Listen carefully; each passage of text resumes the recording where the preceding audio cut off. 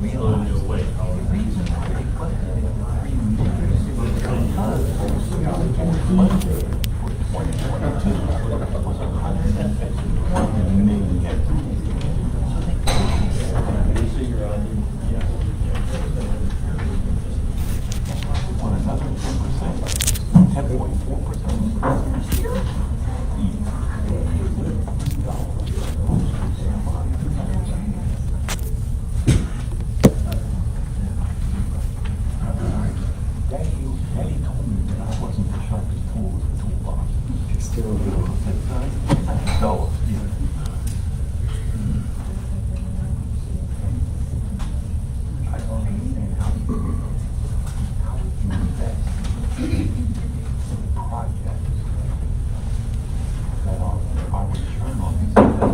Now time to call this meeting to order and so appreciate each and every one of you coming. And maybe you can hear me a little bit better now. So, but we do appreciate each one of you coming. I'm going to remind you of something. If your cell phone is on, if you would please turn it off. And I know it has a mind of its own. If it rings, if you will go outside in the corridor and answer it, and then you can come back here and take your seat again. Having said that, I'm going to call on Commissioner Simmons to lead us in the case. Let us pray. Dear Lord, we want to thank you for letting us rise this morning and see another beautiful day that you've made. We'd like to ask that you continue to bless the families that lost children in some of the shooting that's going on in America. We ask that you would continue to bless this county, bless the citizens, help us make decisions that will be meaningful in your sight, dear Lord. We ask that you bless those who are overseas fighting for our freedom, so we can have meetings like this, dear Lord. And dear Lord, when it's all said and done, we ask that you give us all a place in your kingdom. Amen. Pledge allegiance to the flag of the United States of America and to the republic for which it stands, one nation, under God, indivisible, with liberty and justice for all.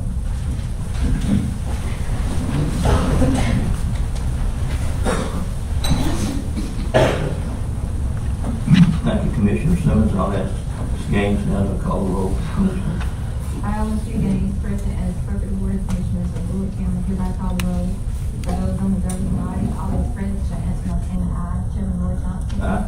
Vice Chairman Tim Rushing. Aye. Commissioner Ray Mosley. Aye. Commissioner Anthony Simmons. Aye. Commissioner Kurt Deal.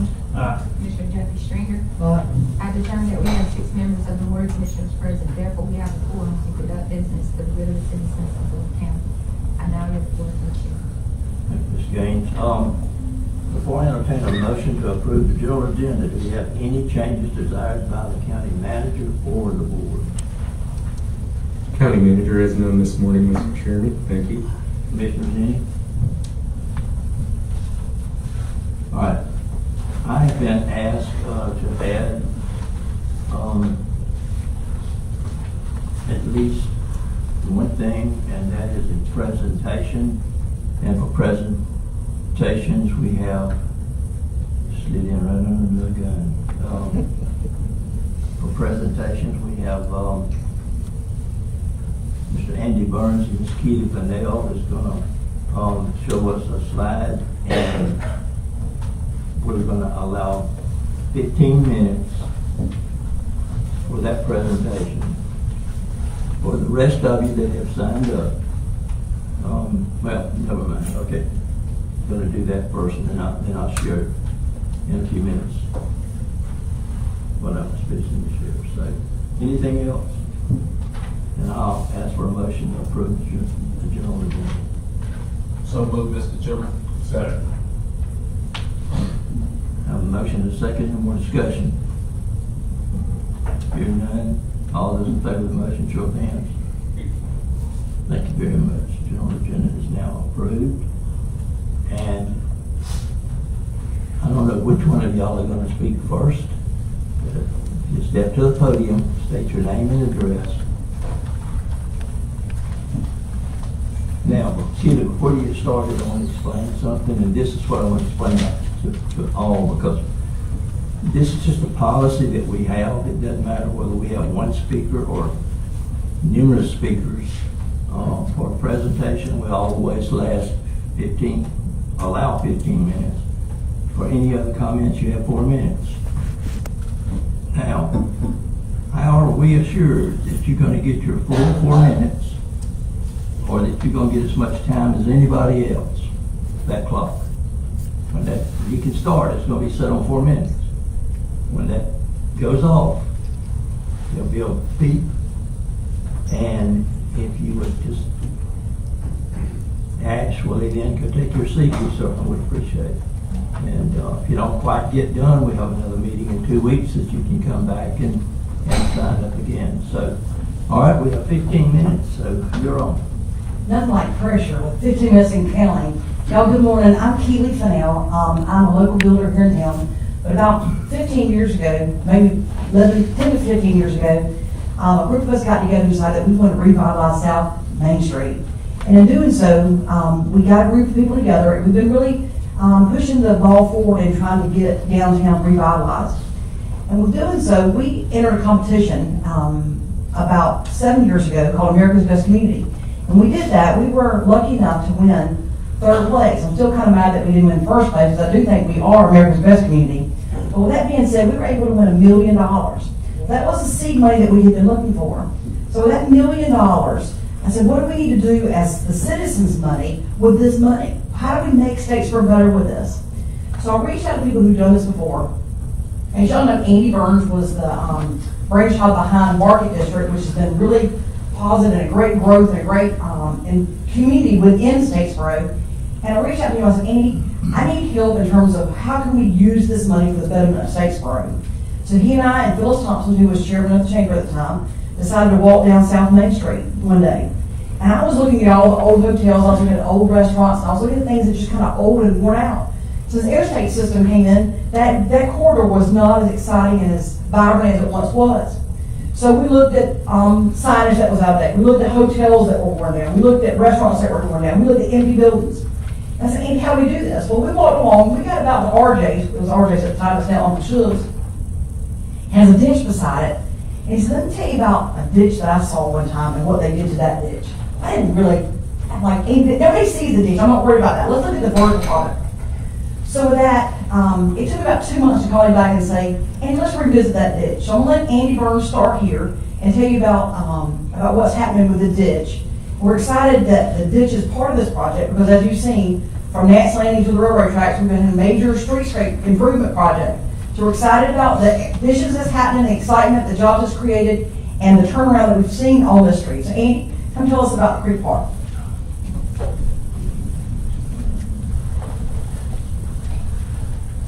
Thank you. I don't know whether you know Kitty, but if she asked you to do something, the answer is not no. You just do the best. I thought I was retired until she got me into this. I'm going to try to make this as fast as I can. This was a 25-minute presentation, and I found out a few minutes ago we got a 15-minute limitation. So I have a slideshow I'm going to show you, but and I'm going to go through it fast. But before I do, I just want to clear up what my idea was something I had seen in a place called Frederick, Maryland, where they had a stormwater problem there, and they had taken a ditch and redone it into a city park. It became a linear park, and that was the idea that I had with that. And since that time, we've been working on this about 4 years now, but since that time, we've probably taken 60 people from Statesboro up to Frederick on 3 different trips at their own expense to see this project. It's a big project. You'll see as we get through it, it's about a $80 million project. The good news about this is we've tried to do it as best we can through in cooperation with the city, and to do it through funds that would not have to raise taxes. So I'll explain as much of that as we go through it as we can. We've gotten a lot of grants. We've applied for more grants, and the city was already committed to doing stormwater improvements anyway. So this is where we're headed with it. We call it the Creek on the Blue Mile. It is part of the Blue Mile project, but most of you know It's next to Holiday Inn, and it runs from College to Zetterauer. These are the stakeholders in the project, and again, I'm moving fast, but you all probably remember, if you've been in Statesboro, you've driven over it time and time again, but you probably not noticed that that's on a regular summer's day, that there's that much water in that creek. And as it runs on along, I'm having to move around so I can see here. As it runs along in front of RJ's, it has a concrete base in it, and then it goes around and under Fair Road and over to Zetterauer. This is July of 2018, just one afternoon it rained. So there is a problem with this project. This was Frederick, Maryland in 1970. Frederick was about the size of Statesboro at the time, and this was the creek that they turned into their project. Today, this creek, this is snapshots of the creek. It has a promenade on both sides. It's an economic development section where it's about a mile long, and on either side of it for the, in our case, from the back of the Holiday Inn all the way down to Fair Road and into the current city municipal park, this creek runs. A lot of you may know that there's also a creek that comes from downtown around East Main Street and runs in and under the municipal park, and it's now runs through a culvert. All that will be over it as well. One of the neat things about this is it's about 8 feet below regular street level, so there's a subterranean level of shops and entertainment area that in Frederick they use, and you see people coming and going all times of the day and night because it's safe. You don't cross the street, you go under the bridges. If you can turn your head into that White House that you saw, and if you've been to San Antonio, you've seen this. The Holiday Inn is there with 100 rooms every night of people, and Uncle Ship's across the street. It's the only place within close walking distance that they can go. So there will be 20 lots available for sale, and this is where about $6.5 million of the money to do this project with will come from the sale of those lots. There'll be 3- and 4-story lots with urban living on the 4th floor, and professional and retail spaces you go down, and entertainment on the ground level. Again, I apologize for racing through this, but I'm going to just keep going, and you can ask me questions at the end if you can. There'll be a common area maintenance fee charged on these buildings, and that will keep the landscaping up to at or above what would be regular and normal. All along the creek in Frederick, there's lots of beautiful water fountains because they already have the water. All they need was the pump and the good idea to design. So these are shots as you go. They're started at about a mile long, about what we're doing, and it's now about 6 miles of developed area. This is our current bridge, as you know, that runs on South Main Street. This bridge, the Fair Road Bridge, and the Zetterauer Bridge will be replaced by the DOT. It's about a $12.5 to $15 million project they're doing, and they're doing that for the community because we've asked them to do it at their expense. So that's a good thing. This is next to CVS Pharmacy. This is where Fair Road is. Both of these bridges will be rebuilt. The creek will be lowered so that you can walk under these bridges, as you see here in Frederick. Frederick's enjoyed a boom from this. It's gone from a city where people left Frederick for the weekend to go to Washington to enjoy the weekend, and now people from Washington come to Frederick to stay there. This is an example of one of the bridges the DOT has given us that they're proposing to replace the South Main Street and the Fair Road Street with. Right at the time they started this project in Frederick, the art department from the university there went to the city and said, you've got $75,000 in your budget to put stone on this bridge, and we're asking you to give us $75,000 and our students will paint it to look like real stone. And that's where the interaction between the university there and the project with the city and the county came into place. All this is hand painted on the side of it. As you know, because of this concept, which started several years ago, we've already had the Holiday Inn go from $1 million project to a $10 million project. And this side of this creek is where that will be as far as the restaurant's concerned. This is the flood zone that we're in right now. This project will require a lot of that to be mitigated, and there'll only be right in the center of this. You see the dark blue line. That's the only part that'll be flood. The rest of that will be mitigated out of the flood zone. This is a sketch what it would be like right at South Main Street. These are when it works. No, you'll see the buildings on either side that start from the third level down and go up. This, if you look to the left, you just barely can see it. There's 3 lots there. That's where the Holiday Inn is. Then there's a whole 4-acre section there that's been purchased by the Blue Mountain Foundation for development. Then there's Fair Road. Then there's the city park. And all together, you'll see how all this connects, and especially with the center of the municipal park will be opened up. That stream is already there. It's just channeled.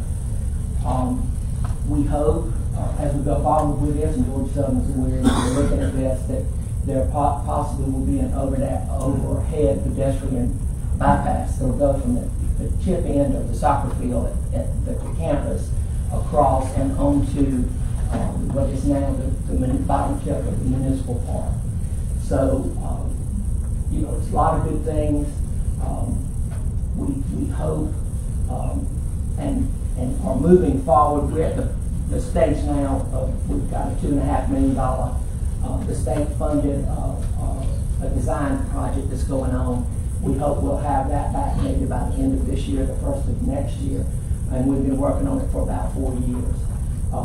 We've done a lot with the city on it. The county's been very supportive of us, and supports what we need. We had to ask for money. We've been trying to get this funded without having to do that, and so far it's worked out. But it's a big project. It's a lot involved. This is some information I don't know if you can read, but it explains what the project is and what the cost is. When you look back at the economic impact of this to the community, it'll be between $85 million and $100 million.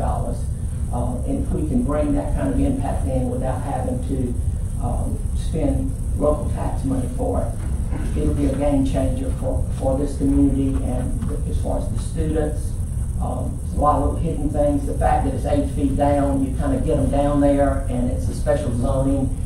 They can party and do whatever they want to do, and they're not likely to get hurt. And my son went to school in Frederick, and I asked him about the creek. I said, how deep is it? He said, it's 3 feet deep. Don't ask me how I know, but it was February and it was cold, but we were safe. So, when you've got 25,000 students in town, and this all mixes in with local retail as well as the student business, and comes in to be a great project for them. How did I do, Roy? That's the fastest I've ever done. We got 3 minutes and 20 seconds left. Well, I have a video, but I'm not going to share that because it's 7 minutes long. But it's a great project. It has worked out to be a wonderful asset for the community in Frederick, and we've used that as a prototype. As I said, we've been up there 3 times, and they've been really hand in hand with us, helping us get right what they got wrong and keep right what they got right. We're a community of a collegiate population, and we think that we see that the mix there, unlike what we have here sometimes when the students and the local community don't really mix because it's not a good mixing area. In this case, it can, because it doesn't matter whether you like this restaurant and the next door is something that caters to students. The common area is the creek area out in front of it. So we are 4 or 5 months into the design process with a company called Fleece and Nichols and EMC Engineering out of Statesboro. We will be identifying the actual 20 lots that's along the creek will be available, and we'll be marketing those probably sometime right around Christmas this year. Mr. Chairman, would you allow us the opportunity to open up questions for our last 2 minutes? Sure. Now, I'm just going to do one other thing. Since public comments, it's printed in black and white, it's 4 minutes.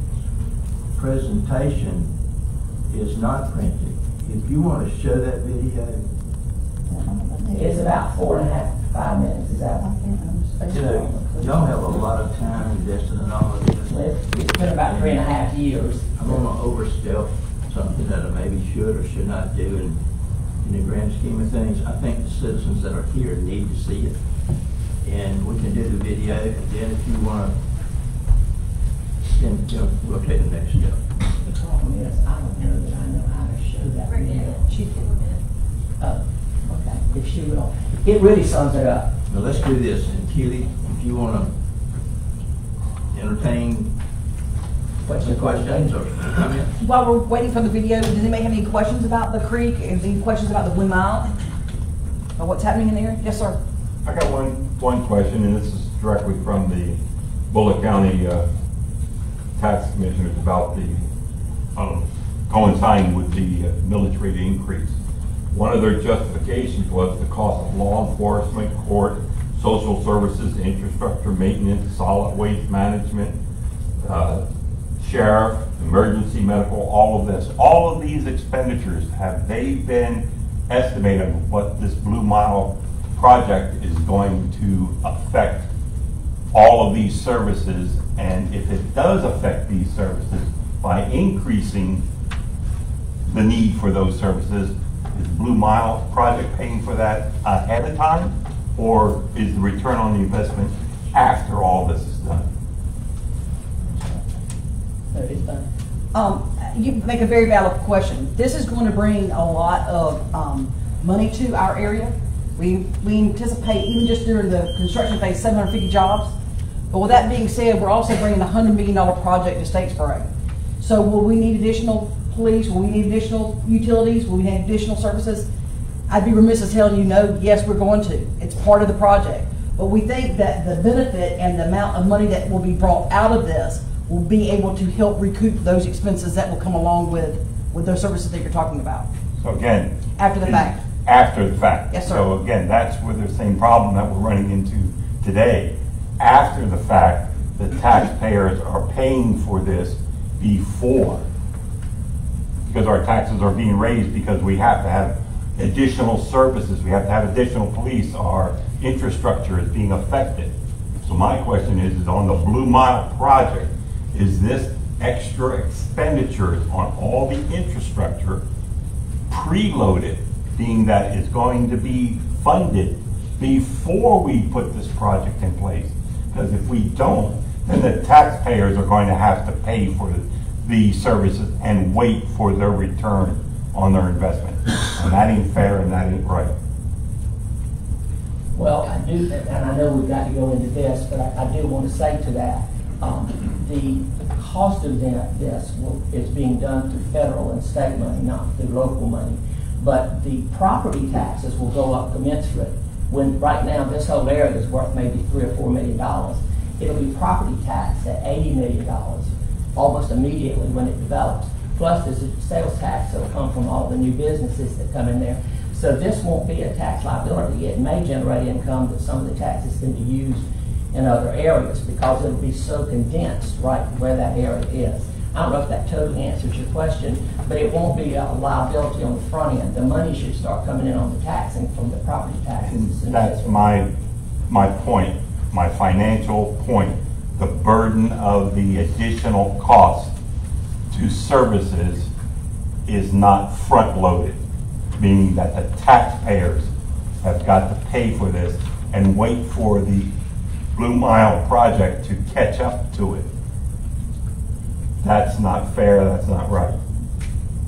Thank you for your 2 cents. That's all. So, I mean, we're all, it's, thank you. Andy, so we can stay close to time, if you can go ahead and start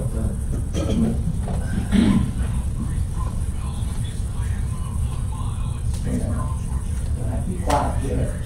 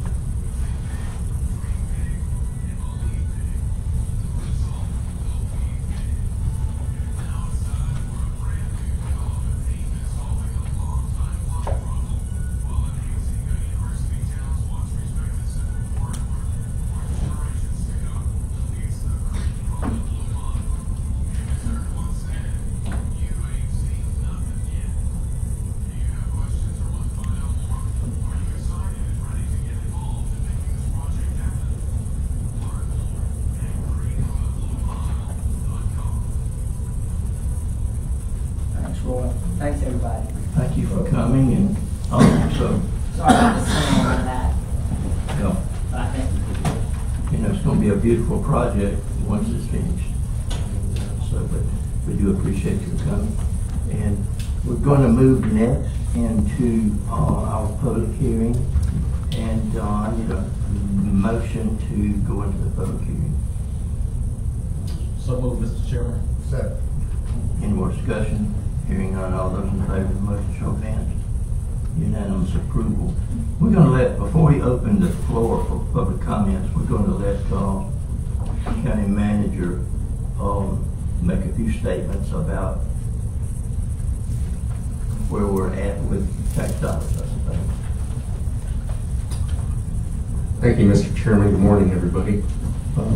I believe the budget's been made available to the public, and many people are aware of the major tenets of our financial plan, including the proposed quarter mil rollback for the general levy, although I realize that doesn't activate a full statutory rollback of 1 mil that most of you read about in the newspaper. But for full disclosure, you should also know that the fire tax districts, both the Statesboro District and the Rural District, will maintain the existing rates. The city of Statesboro did request a, I think it was 3/4 of a mil from 2.25 to 3, but what I'm getting is that the commissioners don't intend to honor that request and to maintain at 2.25, and likewise in the rural fire district at 1.97. Although there are certain needs, but we do have adequate fund balance or rainy day funds to sustain us. And with regard to the general fund, which involves the general tax levy, we are using $2.5 million of rainy day or fund reserves, in addition to $500,000 of ARPA money, American Rescue Plan dollars, which the commissioner should know in particular that is going to take away from some of the other projects. But we felt like for this year, and with your goal of trying to do at least a quarter mil rollback, that was necessary to dip into those ARPA funds at this time. On the expense side, like everybody else, we are very challenged by inflation, particularly gasoline prices. County, like other counties and municipalities, rely a good bit on rolling stock, whether it's road maintenance or EMS, fire, sheriff. We have a lot of people who are frequently in a vehicle using petroleum products in order to provide the level of service that you all prefer or desire. But not only are we challenged by inflation, but we're still experiencing a good amount of population growth. You can see it in the various subdivisions that are being built, businesses that are being constructed, and so forth. And then, of course, what's likely to compound this population growth in the future is going to be the impact of Hyundai locating in Bryan County, which is virtually at our southern border. And as I've said publicly before, I think that's going to make Bulloch County, particularly southeast Bulloch County, ground zero for workforce housing and perhaps other services and businesses in that area. But that's a very general and broad stroke view of our financial plan for next year. I could do a presentation and bore you for an hour and a half with all the dollars and the different funds and all the different initiatives, but I think ultimately what we're trying to do is maintain a core level of service, even though we're proposing in this budget to add personnel and other resources, much of it necessitated by public safety, particularly resources needed for the Sheriff's Department and the courts. We feel there's an obligation to honor those commitments. So, Mr. Chairman, if anyone is here to speak on the proposed budget, we'll be glad to answer any questions or provide any information. But in that light, I'm going to yield the floor back to you to see if the public requests any input. Okay. We have 9 citizens signed up to speak, and we're cutting it off there. Like I stated earlier, you will have 4 minutes. Each person, you can use all of your time or up to 4 minutes, but we will not extend it. And one of my major responsibilities as chairman is to run an orderly meeting, and that's what we're going to do. So as best we can. Nope, that's what we're going to do. We're going to run an orderly meeting, so when that buzzer goes off, if you would just kindly finish your sentence and then go back to your sentence. So if you'll call out the first one signed up. Nancy, you.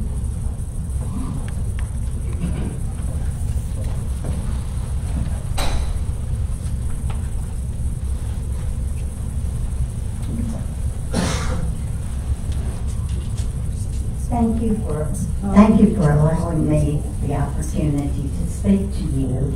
And this ties directly into what the gentleman was saying about the budget. I would like to see a mill decrease of 19 to 20%.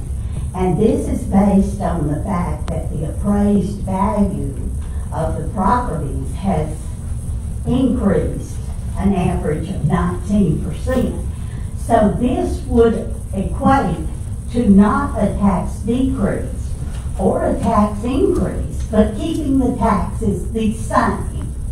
This increase has hit homeowners hard, and I think that we should consider the fact that taxpayers in this county are fighting inflation just like the city is. I don't think this is the time to be adding new employees. I feel that the employees that are here, they deserve a reasonable increase in their pay because inflation has hit us so hard. Has hit them, but it has also hit our senior citizens and our people on fixed incomes. And this artificial increase in the appraised value of homes is really just an increase in inflation to most people that have lived in their homes for years and have no intention of selling their homes. They plan on probably dying there. And I feel like this should be taken into consideration. I think that the county should be looking at, instead of increasing employees, should be looking at each department decreasing their budget by 5%. I feel like that if you really look long and hard, that you can find places that you can save money. You can see where things are wasted. You can see how maybe you can combine trips to make it, to cut down on the fuel. This is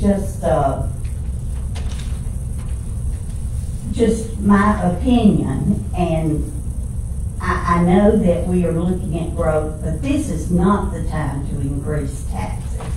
People are hurting. People are trying to find money for food and fuel to get back and forth to work.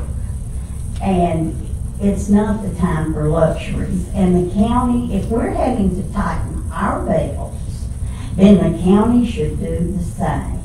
And I know that you guys are working hard, but just look at it long and hard and think about the suffering of your taxpayers and how this drastic increase is affecting them. Thank you so much for your time, and I would also like to add briefly that the presentation that the people before me made on the Blue Mile is awesome. I think it's something really, really great for our city. Thank you so much for allowing me to speak. Thank you. Thank you for speaking to us. Nan Rushing. We're gonna let everybody speak, and then, not y'all, but if we have comments, and we'll make them again. Back in December, when I was paying my property taxes and all taxes, one of the workers there said to me, "Why are you paying $933 school tax and you're 92 years old? You need to see John Scott." Well, this is a story. I thought, what good would that do? I've been to John Scott's office twice. I've written him letters and letters and letters. And so I just kind of let it go by. But when I got my assessment the other day, I wrote him a letter. And I just want to read the letter that I wrote to John Scott. "Dear Mr. Scott, why am I writing this? There are 2 reasons. When I paid my 2021 property tax, one of the tax commissioners asked me why I was paying $933 school tax at my age 92. I was told to go see you, John, and I said, that's a joke. The person was shocked at my having to pay school taxes, period. I said, Bulloch County has no consideration for helping senior citizens, especially those 80, 90, or 100. The more they can get from us, the more they levy on us. The person at the Commissioner Tax Office should see my 2022 school tax assessment. I took this out of the property. This does not include my property. My tax for 2022, and I am now 93 years old, is $1,031.81. That is ridiculous for a 93-year-old woman. It shows what a great burden, plus taxes added to that, is for a senior like me, who is, again I say, 93 years old. Who cares? Nobody. Nobody. Now I've been paying school taxes for nearly 70 years. Enough is enough. This school tax is now a great burden to the elderly as we try to make adjustments to pay property taxes, sales tax, income tax, eave-splash, premiums on our insurances, home, farm, auto, doctor bills, dentist bills, medication, groceries, utilities, gas, capital letters, repair and replace old worn out equipment. I just had to pay $1,600 for a pump. Yard work, church donations, and on go the expenses. Yes, I have some property tax that Delmas and I worked hard to have, but assessors are gradually taking it away from me since his death. With your taxation and re-evaluation, which continues to go up, the CRP program will terminate September the 30th, 2022. I will not re-enroll in it because it paid only $1,800 per year. Not even enough to pay the property tax. Ms. Nan, I hate to do this, but your time has expired. Sir, could Oh, I but yield please, my let me time? say one more little thing, please. What, just, sir, May I yield my time to the lady? you have 4 more minutes, yes, ma'am. Okay, I must say this. I will not re-enroll in that program, so there goes some more property tax. My house is over 100 years old, which is brick veneered, which Delmas and I remodeled. And my in-law's house is 86 years old, was built in 1936. And each one of them, the re-evaluation continues to go up. Listen to our pleas and do something about our anxiety of not knowing how much longer we can pay our taxes and other bills before we are told to pay or get out. There are many needs in the county, and who pays for a greater portion of these, mostly the property owners? Do all pay their fair share? I heard that about 80 businesses, organizations, and elite persons are given special favors. Those favors are not the senior citizens. And so, as I continue this, they can see what adjustments we have to make on fixed incomes. I started teaching in the 40s. I made $99 a month. And then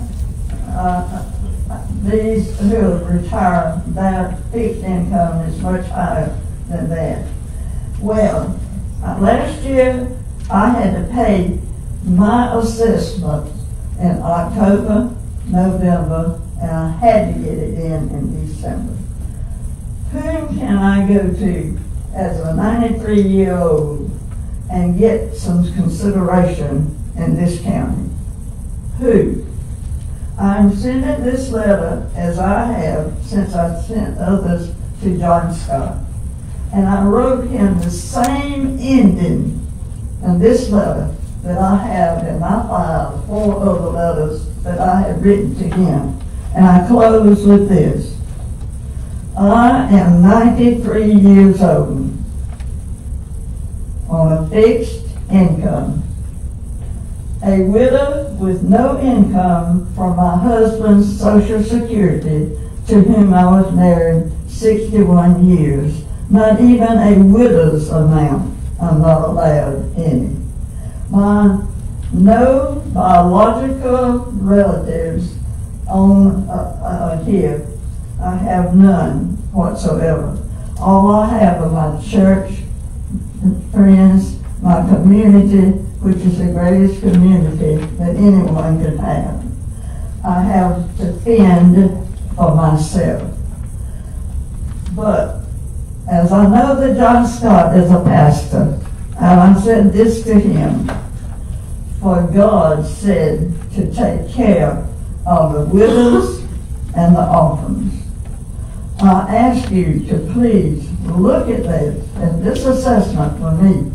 I cannot believe that I have been assessed a school tax of $1,031.81 at my age.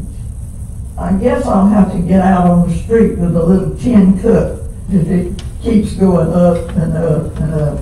Thank you for listening. Thank you for considering us senior citizens, and especially those of us who are nearing the finish line. I know that I have been very fortunate. God's been very good to me, and so have some of the people on this commission board have been very good to me. But quit reevaluating my property so high that you can get so much more taxes from me. Thank you so much, and thank you.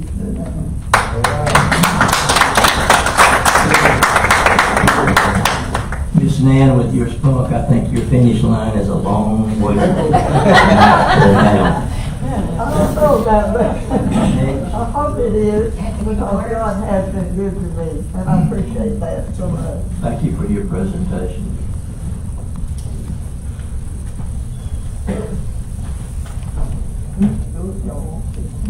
Good morning, Mr. Chairman and Commissioners. My name is Anthony Waters, and I'm co-owner of LA Waters Furniture. We operate 2 stores here in town, as well as I Save More Furniture. We also have some commercial retail space that we lease here in Bulloch County. And I'm here this morning to urge you to be thoughtful of the impact that your decisions on property taxes will have on the retail merchants and citizens of your county.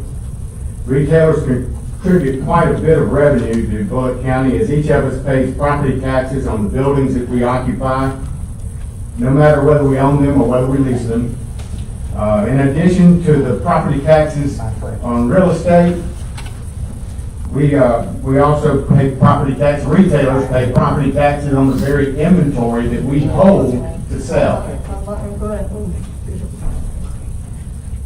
Yes, these are real taxes that we pay each year, no matter whether we make a profit or even make a sale.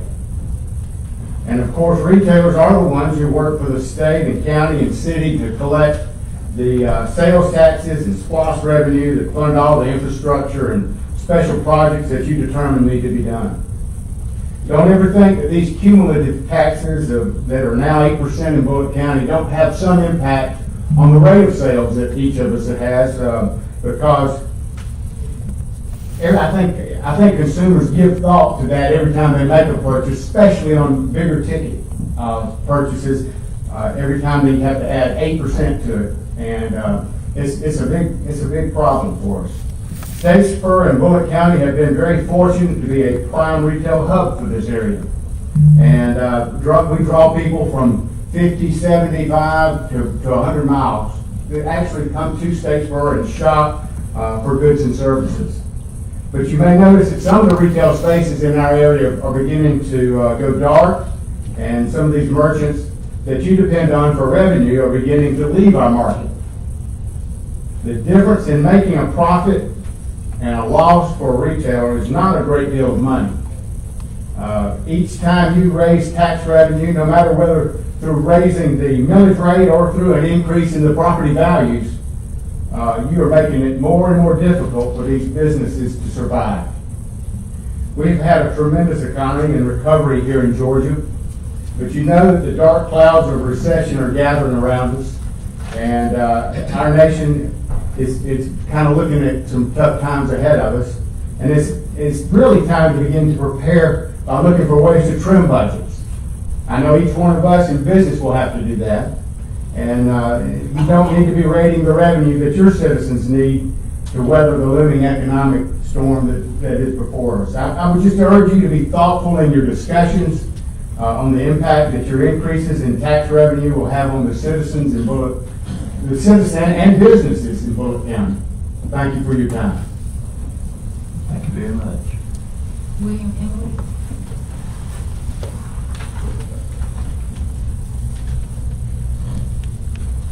Morning. My name is William Emily. I live out at 9018 Oakfield Drive, Statesboro, Georgia. And definitely proud of being here. The reason why I'm wish to speak today is because the tax, from what I'm understanding from the newspaper, is that the reason why we need to raise additional funding, I'll take the word tax out, additional funding to operate our county is because the cost of law enforcement, courts, social services, infrastructure maintenance, solid waste management have risen disproportionately to the amount of property taxes and other revenues generated. So this is the reason why we need to raise revenue. Again, with my question to the Blue Mile project and to every one of our projects that we have, does the county look at providing the revenue prior to these projects going in place? So therefore, our taxpayers don't have to have the burden of funding these projects. And what I'm seeing is that we're not doing that. We're not levying that if our growth of Statesboro is causing us to have more police officers, more courts, more infrastructure, more burden on the solid waste, then why don't we levy the burden of that financial burden on these new projects as they go in? No different than in an industrial park or anything. If I wish to have 2 loaves of bread when I go to the grocery store, I have to pay for 2 loaves of bread right then and there. If I wish to put 5 gallons of gas in my truck, I better look at my wallet first, as everybody does. These are the things which I looked at. I'm also representing 1,470 senior citizens, property tax owners in Bulloch County. I was appointed one of the representatives. This is what I'm looking at. Social Security increase for 2022 was 5.9%. Yahoo! We got a 5.9% pay raise. Same year, 2022, my 401k or our 401k investments want losses of 10 to 20%. So that's what we're banking on. That's your emergency fund, like our emergency fund. It went down 10 to 20%. Health insurance Medicare went up 15.5%. Georgia inflation rate is 13.3%. Bulloch County Board of Education budget for 2023 is at 10.4%. Bulloch County tax increase is at 2.02%. My question to the county is, with all of these increases and the Social Security only went up 5.9%, how are you going to extrapolate, how are you going to get out of that wallet, out of my savings account, the additional 2.2% in taxes? And how you're going to do it is because if I don't pay my taxes, then I become delinquent, and then my property is taken from me. Is that fair? Is that right? 8 years ago, I came in front of this county commissioners.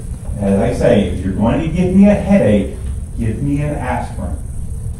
My aspirin to you all back then, 8 years ago, was to help support a school tax exemption for the senior citizens.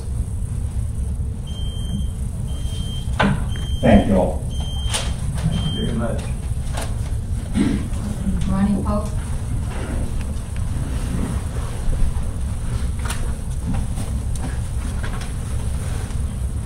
Good morning. My name's Ronnie Pope. I own RJ Pope Menswear, downtown Statesboro, with my 2 sons. To the board, thank you for letting us come and speak. I don't envy your job. Matter of fact, I wouldn't have. But you guys were elected to represent us, and that's what we expect you to do. Keely, thank you so much for the Blue Mile. I just wanted you to know I've been downtown for 58 years on South Main Street. And I've been there before it was cool to be downtown. But it's beginning to be cool to be downtown. But we have fought for 58 years to stay down here. And it's getting harder and harder every year.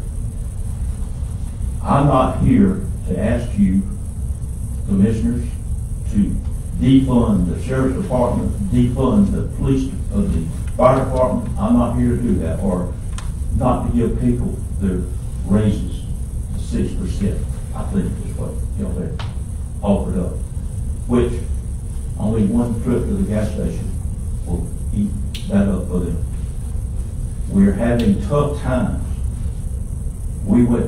This community and all communities have gone through a lot in the last 5 years.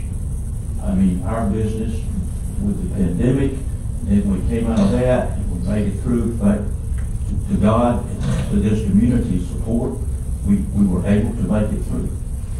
But the tax increases on real estate, real property, commercial property, we have all of that in the city of Statesboro. And we own property in the county. We have not sold any property. And all of you know what a capital gains tax is, right? Does everybody know what that is? I'm sure you do. It's like when you increase values on my house or my property, that I've been there for 15, 20, just like Mr. Nancy Russell said. It's like a capital gains tax. Every year, but you don't have the capital. The capital is not there because you didn't sell anything. And I don't intend to sell my businesses. I don't intend to sell my house. I'm gonna stay here. So she's right. How do you cap or put a cap for senior citizens or anyone over 55 years old? I don't know how you do it. Well, we need to come up with a plan to offer up some ideas for you to raise money for the county without spending and raising property tax. The property owner, I don't know how many property owners there are, Mr. Couch, that pays tax in Bulloch County, but I'd say probably 48% that own real estate, that pay taxes. The rest of them, of course, they pay it with the splash and the others, the sales tax, which we certainly, I know that's what we offered up again on the ballot, which I would support. Which, like Mr. Waters said, we work 6 days a week, 52 weeks a year, collecting tax for the county, the city, federal, and whoever. Anyway, only got 23 seconds. I just want to say thank you, but look, there's a group of people younger than me. I'm too old for this. I don't need to be up here. Don't want to be up here. But I'm trying to speak for senior citizens, and I'm speaking so we can stay in business. My family can stay in business, and we can continue to contribute to this community like we have for 58 years. Thank you very much. Mr. Chair, if the commissioners wouldn't mind, I'll give my time to Mr. Bulloch. Thank you. Thank you, sir. Yes, sir. That's about all I have, but I thank you for yielding. The only one thing that I might say, I had a note here. Suggestions on how we could maybe raise money besides property tax. One of those would be like, I know we're fixing to build new schools at Southeast Bulloch. I understand that real estate costs a lot of money. I understand that it was offered to the county and to the Board of Education for a lot less. And then a group of developers got it, which I don't blame the developers. And that price increased substantially over a period of 9 months. If I'm wrong, correct me. You are. It never was offered to the county, only the Board of Education. Or to private individuals. The Board of Education come in and, I guess it was offered to the Board of Education first. They turned it down. The private individuals came in and purchased it. Board of Education changes their mind, goes back and purchases it for probably twice what. It was twice, well, what I heard was twice that. I heard the county had to approve it. I don't know. Okay. Correct, Well, I'm wrong. Well, somebody made a very bad decision for purchasing property that was doubled in price in 9 months. If I were the developer, I don't even know who they are, don't care. I could have been one of them. And hey, I would have done the same thing. Well, gosh, we gotta have better leadership than making decisions like that. And we're talking about building new schools, and Mr. Couch talking about that we, in the future, had to have more schools in the Southeast Bulloch area. Where's that money gonna come from? Can we do it with some impact tax fees? How can we do it? Somebody's got to pay besides these property owners. Because I'll tell you what, they had enough. Not only locally, they've had it nationally, the whole 9 yards. Thank you. Mary Hyde. Larry Holmes. Thank you. Good morning, Commissioner.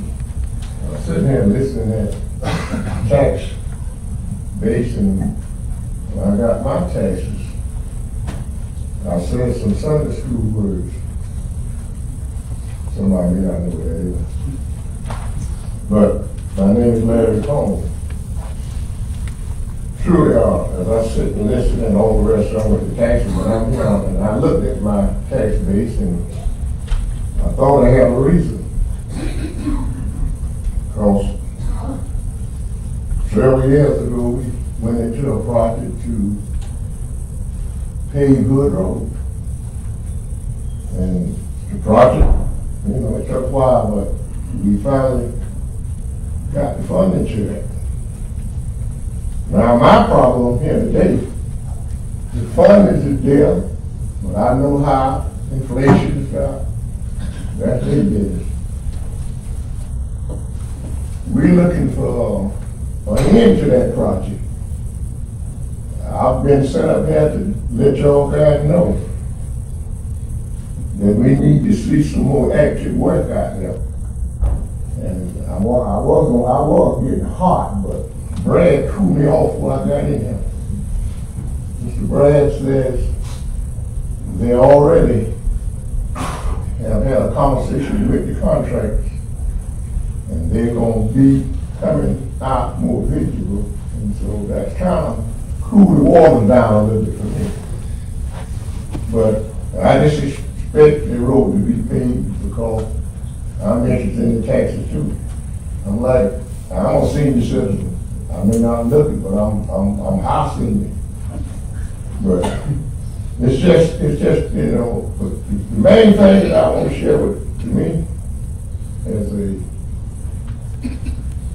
pastor, as a man, we all in Bulloch County in the United States. The government was formed by the people, for the people. And what we have to go to doing now is demanding accountability. That's just the bottom line. If we would have done the right thing 2 years ago, we wouldn't have been in this shape. We would not have been in this shape. There was plenty of oil, we were lost fishing, we had everything. What happened? What happened? We got relaxed. I don't like the attitude of the person, but that ain't got nothing to do with it. I'm looking for results. That's what it's all about. It's results. It ain't about an attitude. You know why I can say that? Because my people in my congregation don't like me. But you know what I tell them? I'm not here to be liked. I'm here to tell you the truth. That's what it's all about. And I'm commissioner board. I'm like Brother Pope. I thought about considering running for the board of commissioners, but some told me I better not get there. Because I won't stay here long. And I wouldn't probably have the job no more. That's what y'all got to make a decision. Y'all have a really tough decision to make. And you're doing what you can do. But it's rough to try to please the people. But just do what's right. That's all I ask y'all. Just do what's right. Thank you.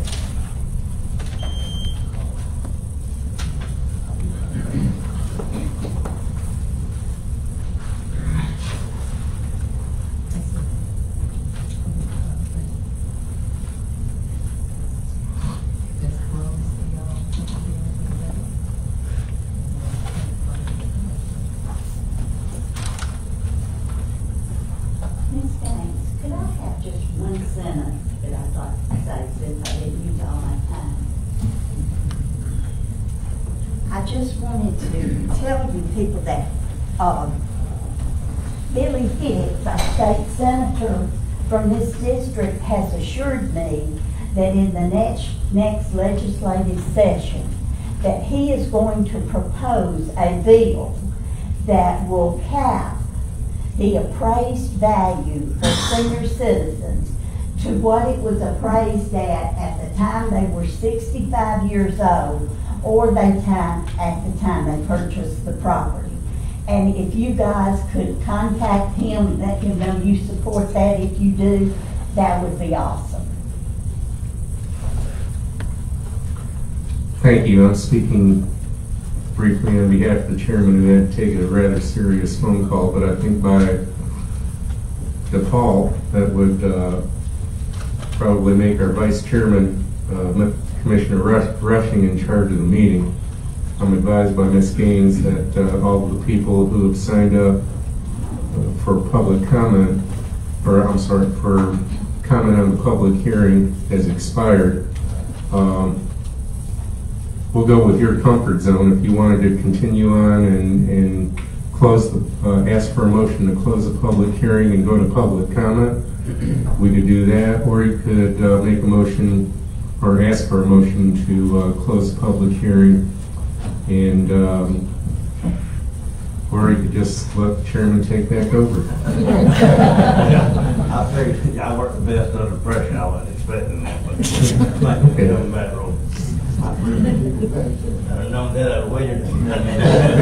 You know, I was trying to come up with something.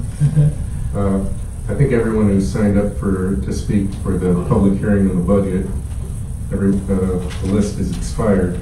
So you have the option to either ask anybody else to make comments, or you can ask for a motion to close the public hearing. Anybody like to make any comments, statements, whatever that you've heard? I would like to make one. I'm not 93 years old, but I'm 76. And I get where we're all coming from, and I'm a businessman.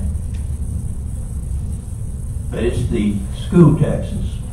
And I said this from day one. Y'all gonna all disagree, some of you will. Somebody paid for me.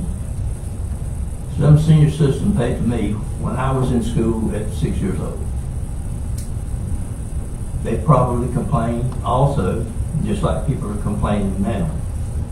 I feel like it's my moral obligation to pay for kids that are in school today.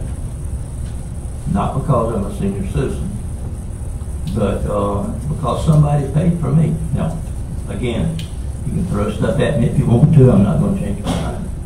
But I could just envision that me being sick, some 93-year-old lady or man paid school taxes for me to go to school. Now, having said that, there's no other statements I would like. Thank you.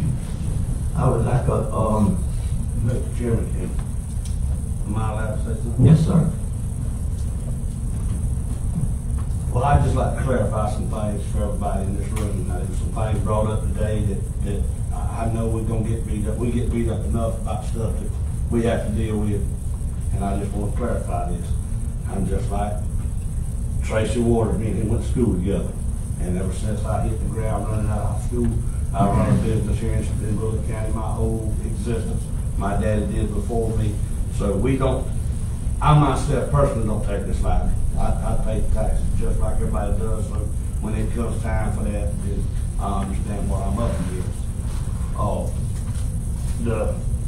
The deal with the school, Ms. Dan brings this up a lot, and they had a big meeting up here for us, and it was determined then to start that, and that'll be fine, but it goes to the Board of Education to be asked if they would allow to be exempt from school taxes. Then it goes from there to the representative, it goes to the House, and if they approve it, then it comes back to us. I myself personally, it's fine with me. But I think you can exempt your primary residence and 3 acres. So if you own 3 acres, you fine. If you own 300, you're still not gonna be, because if it costs $50 million to run the school system, they're not gonna say, okay, we're gonna lose the senior citizens' money, and we're gonna let $40 million worth of students go to school. No, it's gonna be $50 million, and it's gonna transfer to your property taxes, and we're right back in the same game with that. And the thing about the land being offered to the county for the school system, You voted for county commissioners and you voted for school board members. It was not mentioned to us. That does not come to us. What was mentioned to us was the rezoning part of it for it to be a subdivision. It was done trading hands amongst the people that was doing the wheeling and dealing. And we did vote for it to be a subdivision. Then the Bulloch County Board of Education turned in and bought it from the people who doing the subdivision. It was not us. That had zero to do with us. We didn't. I would like to say something, if I can regain my time. Yes, ma'am, if you'll come to the podium. Okay, I'll fine. talk loud. That's fine. I understand about the school taxes, but I think that we are speaking about two different things here today. We're talking about your budget, and then we're talking about school, and we've kind of gotten to think of two places mixed up. The reason that I'm here is because I live in the city. We have two businesses here in town. We are being taxed through the kazoo, as they said. And my question is now the time for you to be, I'm 90 years old. And is now the time for you to be raising taxes on us. I understand that you've got to have more money, but do you have to have everything that you think that you want to have? And we are struggling. We would like to give raises we have 1,000 employees in our business. We would like to give raises to every one of them. Every one of them deserve it. They have had to be working under terrific pressure because we've had closed libraries and we've had a lot of other things coming at us with COVID. But does this time, because I had an aunt who lived to be 107. She was a very good businesswoman. She said, when times get like this, what you do is you sit down and you tighten up your belt, and then you just sit back and chew for a while. She was sitting out in the morning. But do you really have to have all that you think you have to have? And can you not go back? We are looking every day where we can cut costs and where we can cut. Because I came along right here, do you remember, I came along in the Jimmy Carter days, when he would put the interest rates went up every day. Every day, and then I looked at those interest rates. And we made a decision about whether or not we could even operate with the interest rates that we were looking at. So we would go up to North Main Street where we had spent $1 billion. That was a long time in the 1960s. We would go, and Everett Williams was looking for us for payments. We would go up there and look at our reader board and our restaurant. We would change our prices daily to try to stay in business. Our customers would come to the restaurant. They would look at the same reader boards that we have just changed. They'd walk out. We couldn't afford not to go up. They couldn't afford to pay. And we are here today. Jimmy Carter's not president, but you can't tell it. You can't tell it. So I would urge you, go back next year. Things are not ever the same every year. Maybe you can change, maybe you can find some places to cut. And you need to cut some places where it's not such a burden on all of us. Because we would like to stay in business. But it can be killed the golden goose. And we feel like the golden goose is somebody's after it right now. Thank you. Thank you. Now we're back to the commissioners. Any more comments from the committee? Did we close that? Okay. All right. I'm going to call for a motion to close out the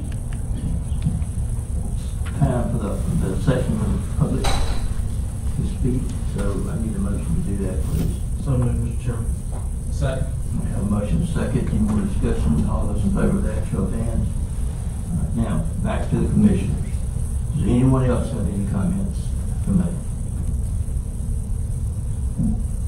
All right, I do want to explain one thing, where we got and how we got here. Went through all the budget, most of the budget hearings. There was 44 of them. This is all the departments of Bulloch County. I think there was 27, basically 27 that were told no. Correct me if I'm wrong. Out of that 27, there were a few that didn't have any additional needs, but in the broader sense, there were particularly positions that we had to cut back on. I think originally we had 28 full-time positions requested, and then we knocked it back to, I'd say, 14 or 15. In the general fund, yes. Yeah, because that's the only way we could And make it work the way we have it today. And this is not, for me, I'm a business owner. I'm just like the rest of y'all out there. All of us, none of us want to raise taxes, but the valuations, we can't do anything about it. It's like I tell people, they said, well, my house is worth $300,000. I said, yes, but today you can set it for $450,000. It's just the way it is in today's world, and I guess that's the reason that the valuations was so much higher. But we said no to a lot of people, and even the finance team went back to work, and where we could reduce the millage rate by $0.25, we did that. We used $2.5 million of fund balance. If we had not utilized that, we would have had to have a major millage rate increase. But we used fund balance to keep from having to try to raise the millage rate. And, this is not a fun job up here. Nobody wants us to, we don't want to raise taxes. I wish we didn't have to. But when you've got the sheriff's department, the all of public works, and then you've got EMS, you've got the ag arena, you've got anything. It's just like we're going to prove something in just a few minutes. It's $13,000 some odd dollars for rugs to go in bathrooms, rugs to go everywhere through this county, to make it safer for people to walk and not fall. But that's $13,000 that the tax dollars is going to pay for. Do we have to do that? No. But anyway, I'm just trying to explain what we did do to get to this. Even being able to offer the $0.25 rollback. Do we need that money? Yes, we do. But we're going to we're rolling that back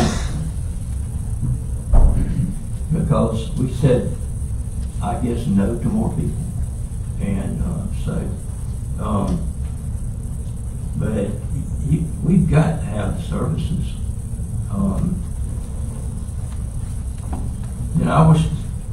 I wish the sheriff was here, so we could fit them or some of the rest of them up here and let y'all hear their stories about the need for personnel. Having said that, then we need to close the floor for all comments, and then we're going to go into public comments. Could I ask you something? Ma'am, if I start this, Okay. one question, yes ma'am, and that's it. What about the 19 to 20% increase that you have got in the increased appraisal value? Doesn't that equal an increase in taxes? If you kept the same millage rate, what would 20% increase in the appraised value, what would that equate to in a mill rate decrease? I think a mill's $2.5 to $2.8 million. Is that right? I was just, I think so. To pull back another, let's say $2.8 million, we'd have to take $2.8 million more out of our rainy day fund, which would be very, very dangerous, because then we'd be getting into the circumstance where we may have to borrow money before property taxes come in. I call that the payday loan. And that's never a good position to be in financially. And I'll just sort of,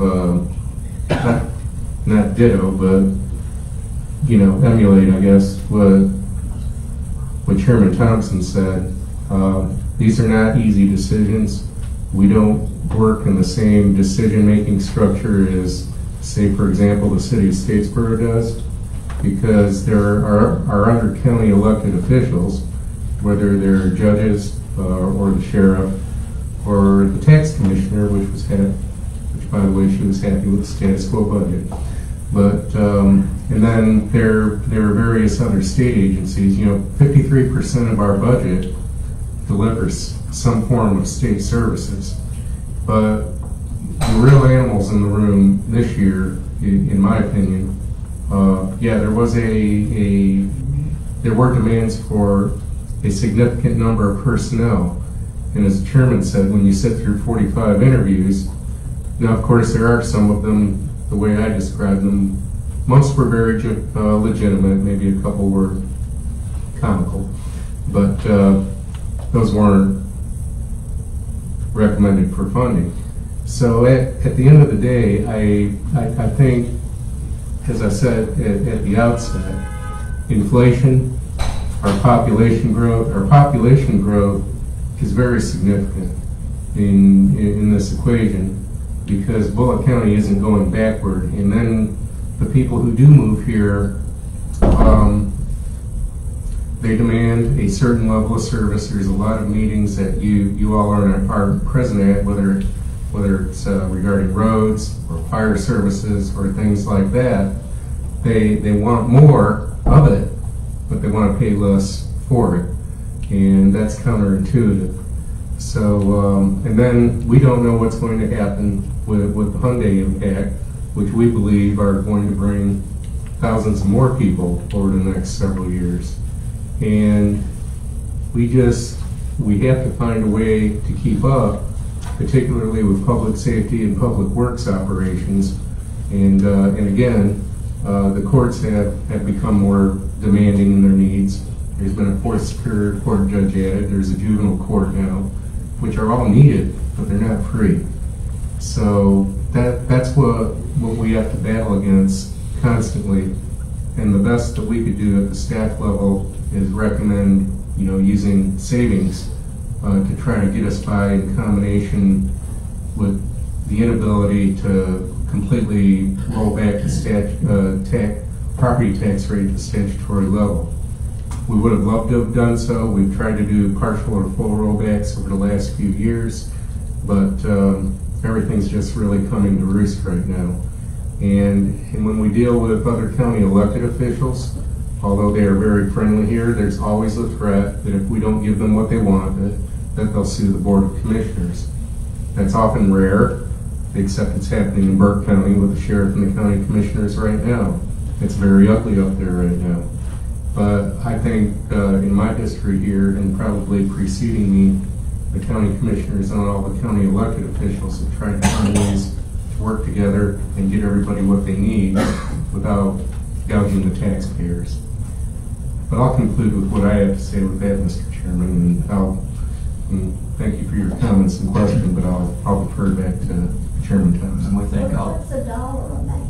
What is the dollar amount of the 20% increase in appraised value? How much tax dollars has this generated? As I said, about 2.5 to 2.8 million, but the amount of needs have exceeded that figure. So we've had, again, caused by inflation and growth, requests for additional personnel to meet the service demands. So we probably had to figure in 5 million on top of the 2.8 million just based on inflation and service demands.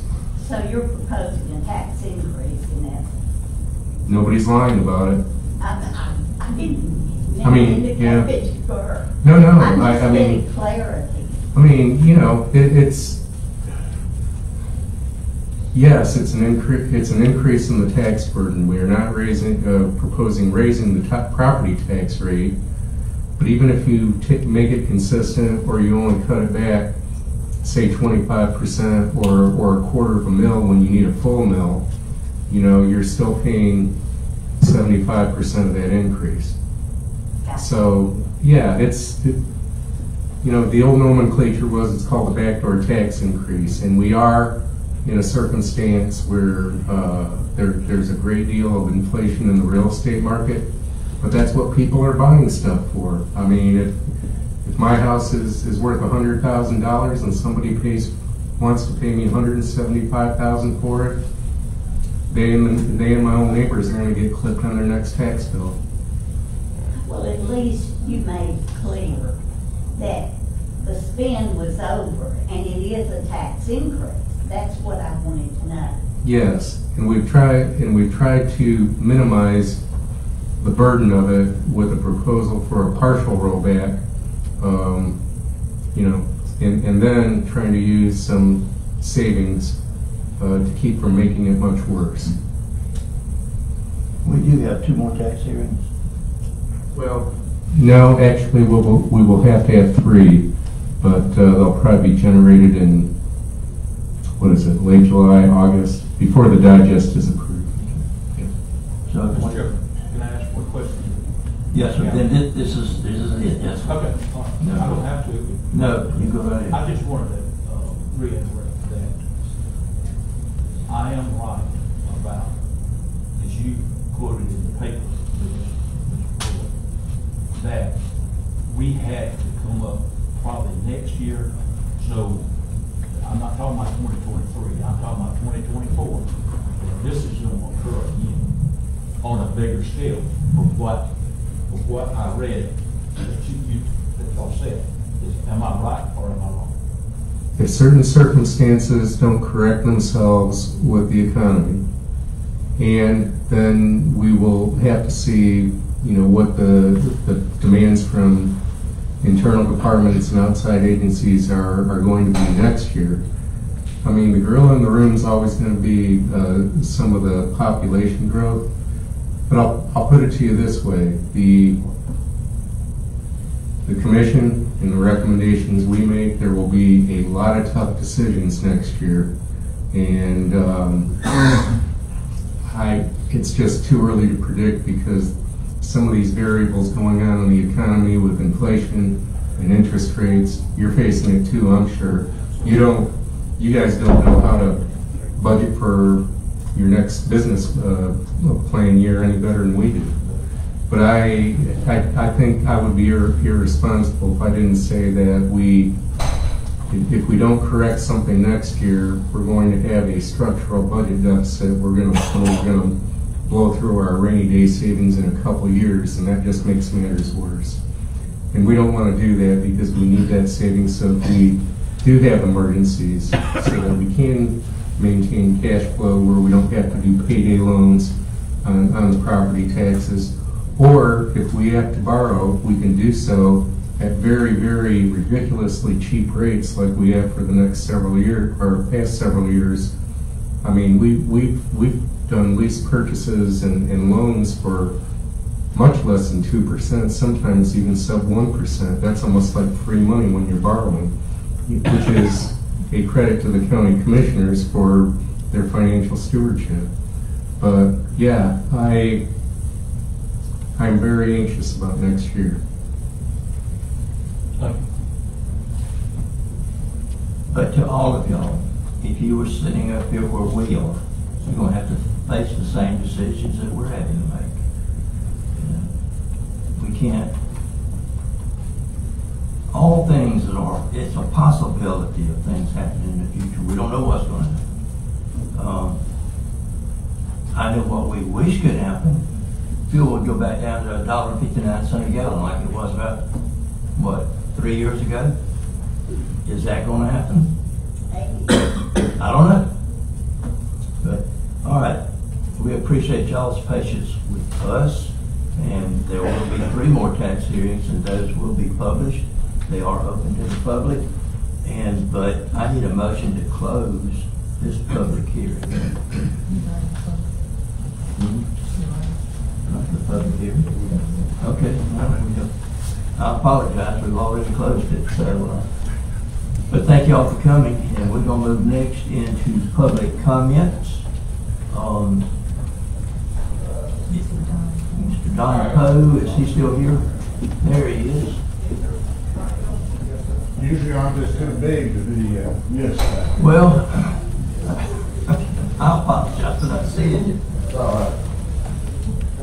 Commissioners, thank you very much for your time, ladies and gentlemen. Thank you for your time. My name is Don Poe, and I run a charity here in town called Feed the Borough, and many of you may be familiar with it. And I left you guys a little list here, and I'm just going to stray from that because sitting back here and listening today, it's like a micro capsule of what we face is what you guys are facing, because you have obligations that have to be met on a monthly basis, weekly basis. People in our audience, your constituents, also have obligations that have to be met on a daily basis. And the cost of everything's up here, okay? Income stays down here, and so there's a balancing act that has to happen somewhere along the way. And what people do, I do it at my house, is can we go out for dinner twice a week? No. We go out to dinner maybe once a week, okay? Can we, when we go to the grocery store, can we get the best steaks? No, I think chicken is a good thing to have tonight, okay? And so that's what we all face, correct? Well, Feed the Borough, if you're familiar with it at all, started 27 years ago. It's just like on Thanksgiving Day to cook a Thanksgiving meal and provide it to the community. 2 years ago, pre-COVID, we prepared to serve 5,300 meals, delivered 5,300 meals to this community, okay? COVID came around. When COVID hit, there was no way in the world we was going to get 500 to 600 people come to Statesboro High School and help me cook 290 turkeys. Wasn't going to happen. So what did we do? We started massive food drops. We thought that would be a nice thing. We'll do one massive food drop. And we started it. We cannot stop it, folks. Okay? But what we came to realize very, very quickly is that the people in our community, it doesn't matter how old you are, how young you are. It doesn't matter what race you are. It doesn't matter who you call God. Everybody needs help today. Just about everybody. There's a few that may not, but not very many. And I can have proof on this. Once a month on Saturday morning, if you'll come to Statesboro High School, I get there at 4 o'clock in the morning on the morning of our food drops. I have only one time in the last 18 months been the first person to show up. Usually there's 8 or 9 cars already in line.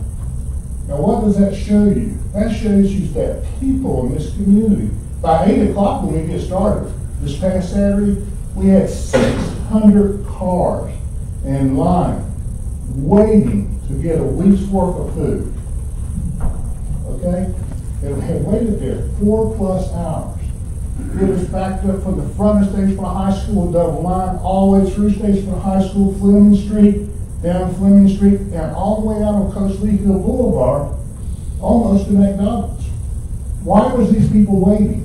Because they, to get a 1 week supply of food, which is what we give them, for a family of 4, to receive that 1 week supply of food, probably roughly valued this time around $225. That gives them $225 to put an extra tank of gas in the car, maybe put a new type of West Virginia, some would say tar.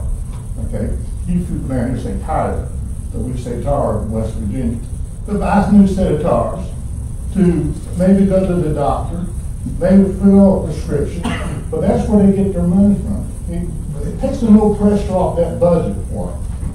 So that's what we do for them. We gave away, in less than 2 hours, 1,000 families worth of food. It was 57,000 pounds of food we gave away. People are there for they need it.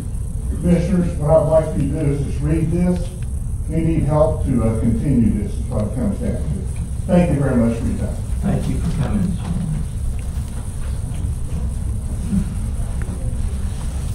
That's all we have. public comments. And so we're going to now move to the consent agenda. You can see there's 8 items here. We can single anything out, go into new business, or we can approve them all at once. And I've been informed I need to read these. Those 8 items is minutes of May the 31st, minutes of June the 7th, resolution of the City of Statesboro for CDBG Employment Incentive Program, resolution to approve the ACCG ARMA coverage for 2022-2023, catastrophic inmate medical insurance renewal service agreement with Universe, approval of amended summary plan description for employee health care, and adoption of restated flexible benefits plan and associated documents. Now, we can single any one of them out for our new business, or we can vote on them collectively.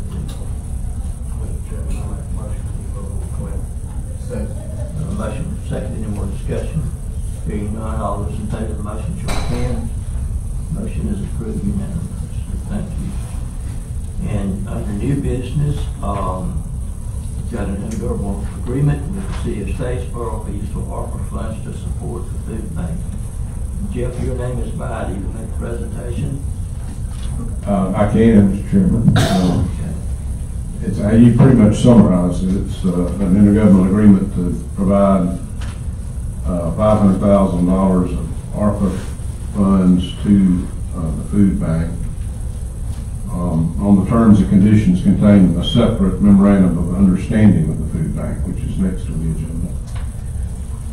And I think this goes back to maybe the grant that we were working on. We were going to do that then, but this is just, we're not pursuing a grant or anything. This is just strictly to provide $500,000 of ARPA funds to help them construct a new facility. Y'all heard the request, do I seek a motion? Move to approve, Mr. Chairman. Second. Motion second, any more discussion? All those in favor of the motion, show of hands, unanimous approval. Thank you. And then we have a memorandum of understanding with the Food Bank, Inc. and City of Statesboro. Yes, sir. And this is the memorandum between the city, the county, and the food bank with the terms and conditions on which the funds will be dispersed. There's been a slight change, and I handed out a revised version. They were concerned about in section 3 where it said the food bank agrees to hire an executive director as soon as possible. So we changed it to food bank agrees to hire an executive director within a reasonable time after this agreement is entered into by the parties. And that seemed to satisfy them. But we still have in there that the compliance with that and the appointment of the ex officio board members from the city and county shall be a condition precedent for any county or city funding being issued to the food bank beyond the acquisition cost of the parcel. So the city is providing the initial funding to acquire a piece of property. But what that means, the condition precedent language, is that they are required to appoint an executive director and the city and county board members before the city and county are obligated to provide them with any more funding. Now, we could always waive that condition if we wanted to, but that gives you some leverage over, because I think one of the concerns is, I think, and Tom, you might want to weigh in on this, but there's a perception that they need to have an executive director that's qualified to sort of help run things. Yeah, I think if you're going to make an investment or a significant investment in a facility like that, not to at all discredit the existing Statesboro Food Bank, but I think there's going to be an onus to try and increase the level of fundraising, and then if you do go into a new and probably a bigger and improved facility, the logistics of the design of it are going to be much different. But I think as a city manager and I have spoken frequently about it, having strong administrative leadership to help them provide or make a sustainable operation is essential to making sure this is a wise investment.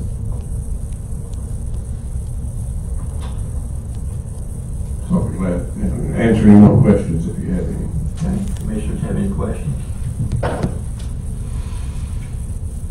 I guess if they aren't ready to approve, we can defer it to the next meeting. Well, no, I think we need to approve it today because the closing on the property has been scheduled for, I want to say, within the next week. Okay. I think it's the 27th.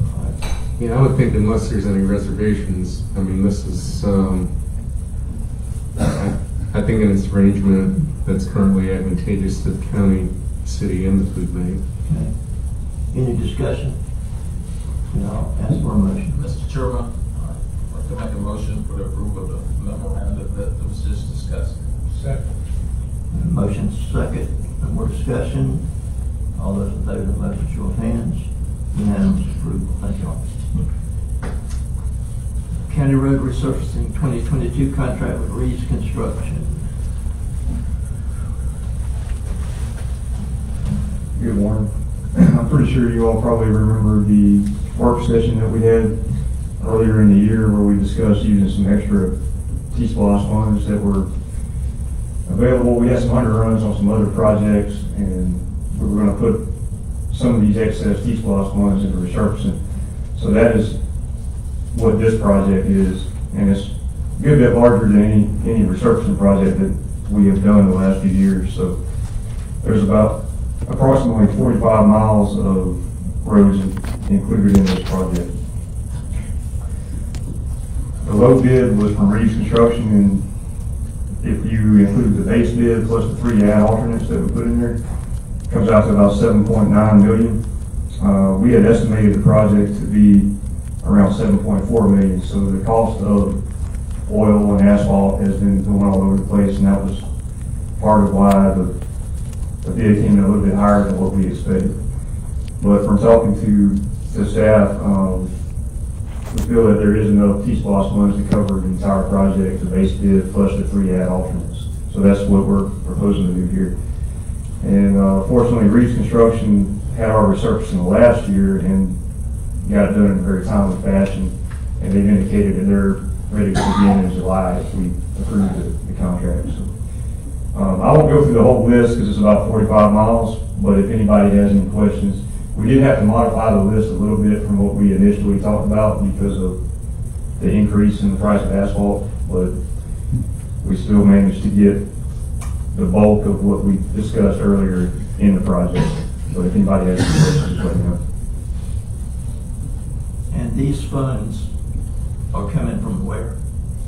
These are T-SPLOST funds, and we also have LMIG funds, which is a very small amount of it, but most of it is T-SPLOST funds. And if we did not have T-SPLOST funds, how many miles could we do? I would venture to say about somewhere in the range of 5 miles. That's why T-SPLOST is so important. So, any questions? Then I'll ask for a motion. So, Mr. Chairman.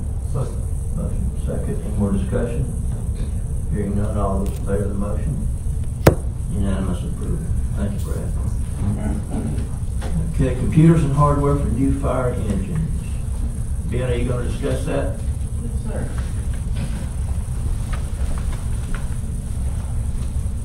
All right, good morning. I think it's still morning. Yes, good morning.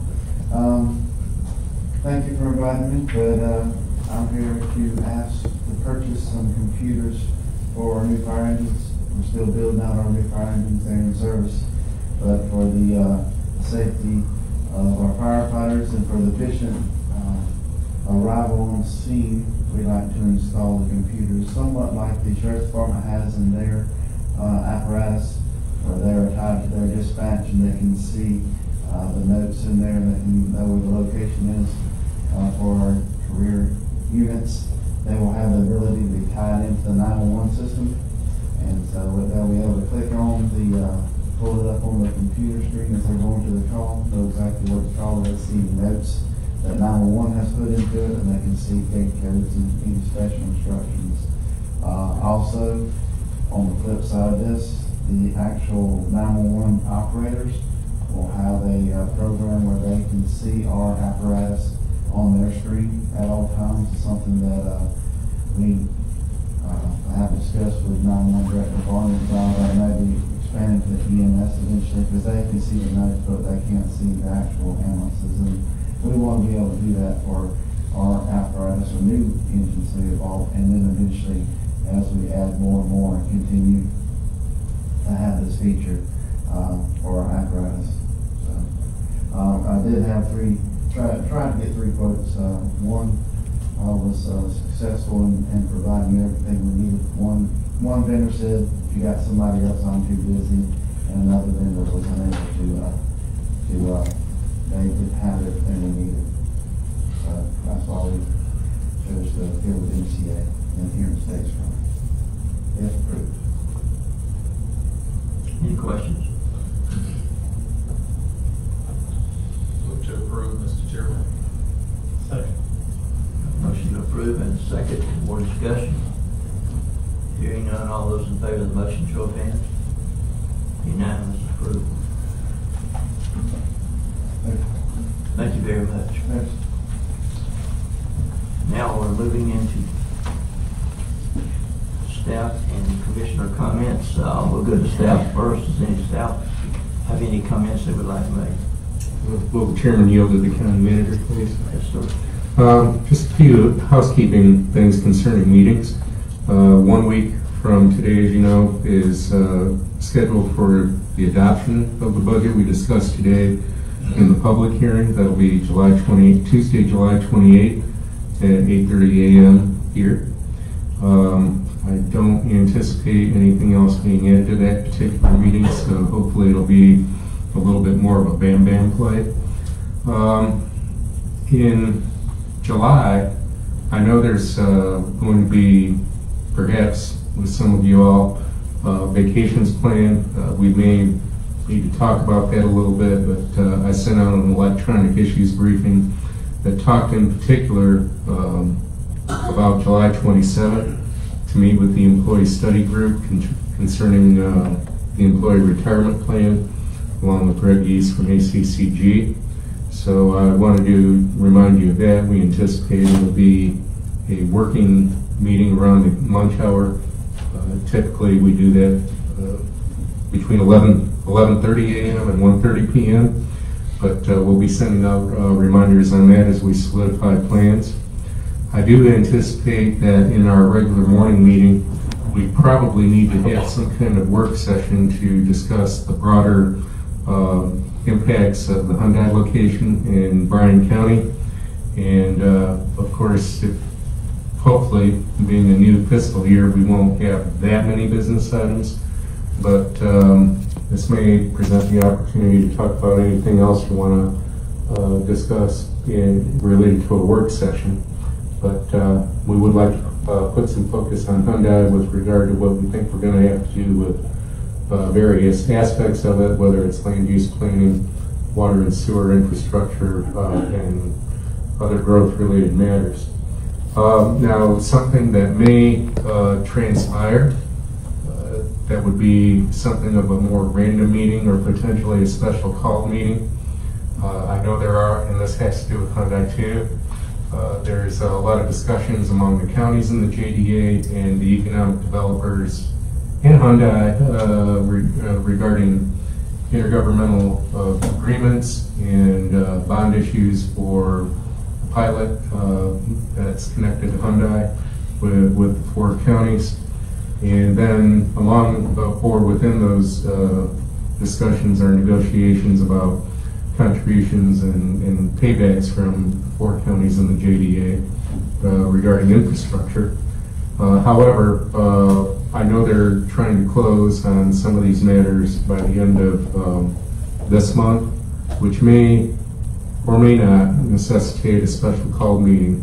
You know how economic development projects are. They're very whimsical when they demand your time for approval.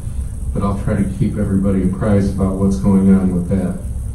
And maybe I'll defer to Ms. Steinman or anybody else on staff, but that's all I had you covered. Did you have anything?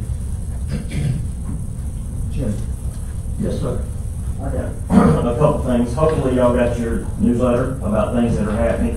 One thing I want to bring to your attention, starting today at 4 o'clock, we will have 29 teams from around the state of Georgia here in Statesboro for the next 5 days. They will be sleeping in our hotels, eating in our restaurants, buying our gas, and we're glad to have them here. They will be here for the GRPA, Georgia Recreation Parks Association State Baseball Tournament. So if you have some time, come out to Mill Creek and enjoy it. We're having a great summer with Splash, and we're also having a great summer with our day camps across the county, 4 different locations. And so things are going really good. So just wanted to make you aware of those couple things. Thank you. I was going to share with the commissioners, this would pertain to you. If y'all want to have fun, we saw a rowdy crowd this morning. Go out there and watch those moms and dads when those kids are out there playing. And, it reflected back, gosh, about 20 years ago when I was doing the same thing with a state baseball team. We played in Madison. It's the most fun that you'll ever have. Go out there and enjoy some of those games. So kids will really appreciate it. And, so Take your mind off the heat. in Texas.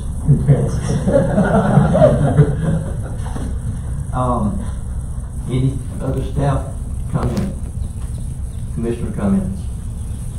Mr. Chairman, I'd like to just thank the gentleman public for coming out with the questions and all and getting answers up here instead of some of the answers they get out on the street that isn't correct. I appreciate them coming up here and asking the questions and getting answers. I'd like to say that I appreciate everything Tom, county manager, and staff has done on the budget. That as all of us know sitting up here, we thought it was going to be a lot worse than it was, but because of their hard work, it wasn't quite as bad a blow.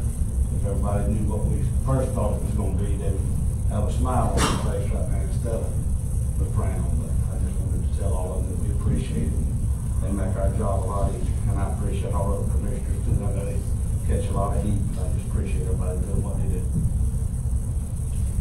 Thank you. Anyone else? I was going to ask, public safety, graduation still going on for the firemen? July 23rd. Yes. July 23rd, yes. Anything else?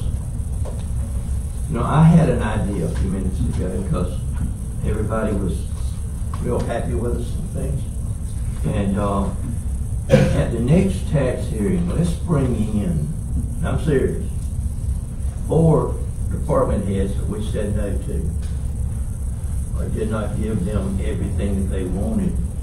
And maybe that might shed a light on what we do go through. And if you think no, let's do that. They don't have to say a thing unless they're asked. And so, all right. Anything else from the commissioners? Then, hearing none, do I have a motion to adjourn? So moved, Mr. Chairman. Second. All those in favor, show of hands. Motion, meeting adjourned. Thank you all.